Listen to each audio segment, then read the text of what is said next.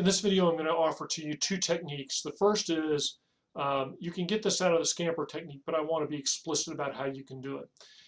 So the first technique is you explicitly list all the assumptions. This is what you think you know about something, and then you blow them up one at a time, and you try to explicitly reverse or deny that assumption. So let's just do a thinking exercise. The game of golf has been going through a steady decline in participation. So some people have been thinking about ways to make golf more interesting. So let's just think, for example, how we might apply this technique to the game of golf. So let's just list all of our assumptions about golf. Played with a small white ball. You use clubs. You have water hazards and sand traps. You have this small area, kind of circular in basic orientation, called a green that's much smoother, has short grass, easy to putt on. The hole is about that big. The goal is to have the lowest number of strokes to get the ball in the hole.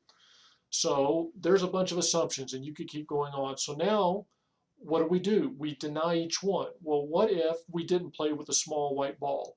What if the balls were different colors? What if the balls were, instead of hard, they were rubber balls, like racquetball balls?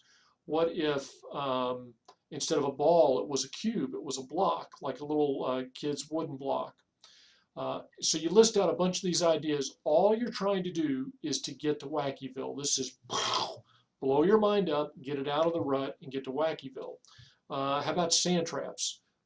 Instead of sand traps, when you hit your ball into this area, it has this little kapong thing that shoots the ball out random distances and directions. So if you go in it, your ball is going to kick out. You don't know whether it's going to be good or bad.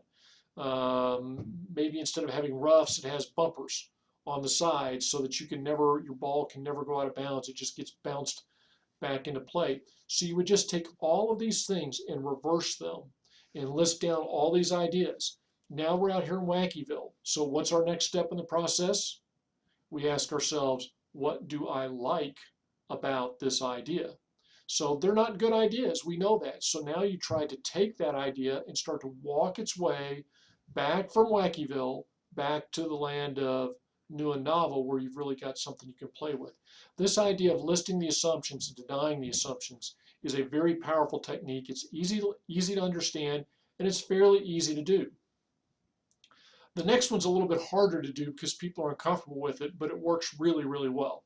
So you see on your screen a picture of what looks like to be a London double-decker bus. So now you ask people, I want you to just generate 10 random words. There's that magic number again, 10.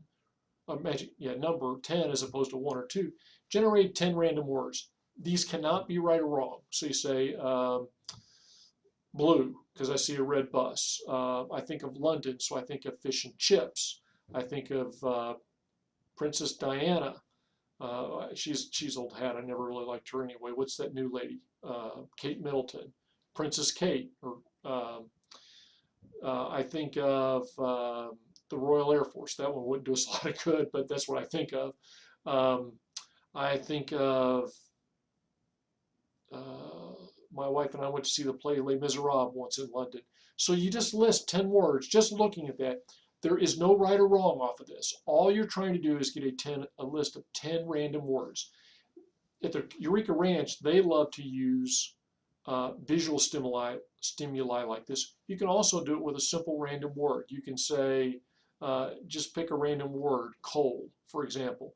Give me 10 words off of coal. Well, black, disease, dangerous, power plants, electricity, protests, unions, just anything you can. And so now you've got these random thoughts. Now you try to come up with a forced combination. These words serve as moving you out of the rut towards Wackyville. And now you take the task, whatever that task would be. So let's say, for example, that we wanted to do create a new fundraiser for a nonprofit. Well, let's use some of those words we generated off of coal. New nonprofit fundraiser and unions.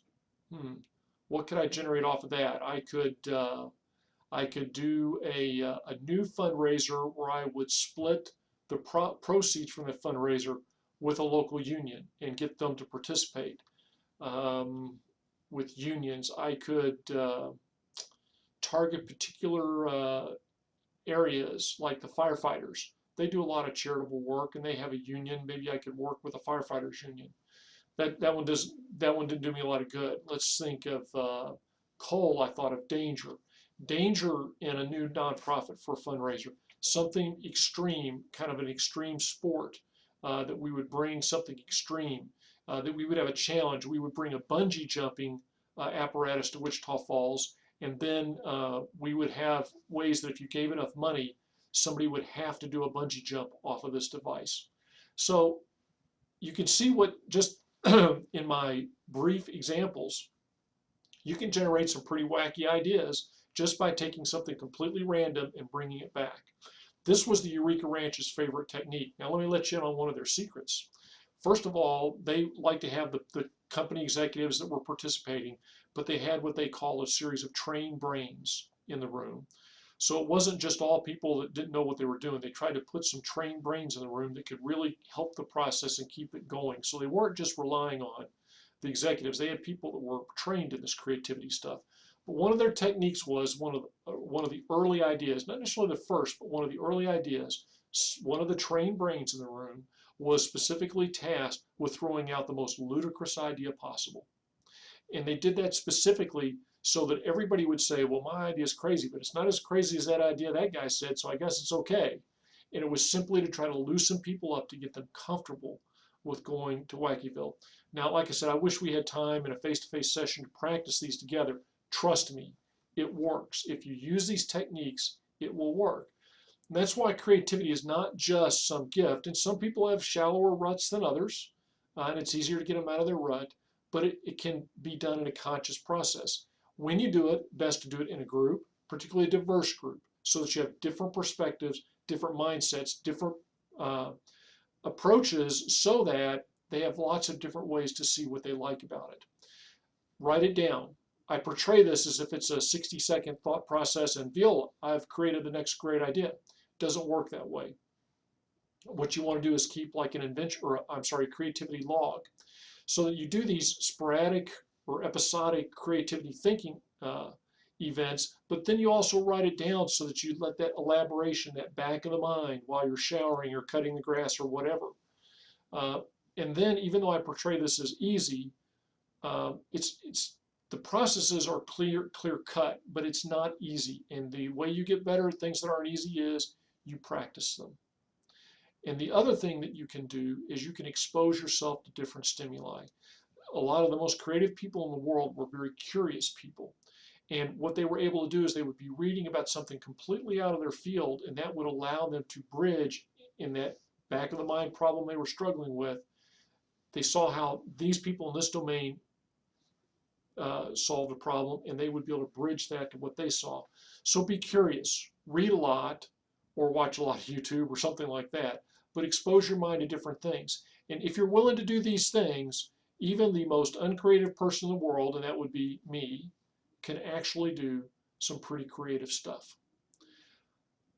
So this brings to an end my discussion of creativity, but I ask you to really think about this, because most of us want to be more creative, and I've actually given you some specific ideas on how you can become more creative. Thanks for watching.